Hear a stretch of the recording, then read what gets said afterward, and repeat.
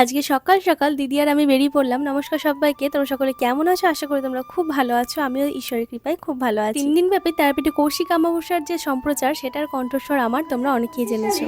কৌশিক অমাবস্যা উপলক্ষে মন্দির কমিটি, বীরভূম জেলা পুলিশ ও প্রশাসন আপনাদের জানাচ্ছে মন্দির কমিটি, বীরভূম জেলা পুলিশ ও প্রশাসন আপনাদের জানাচ্ছে প্রশাসন আপনাদের নিরাপত্তা ও সহযোগিতার জন্য সর্বদা প্রস্তুত।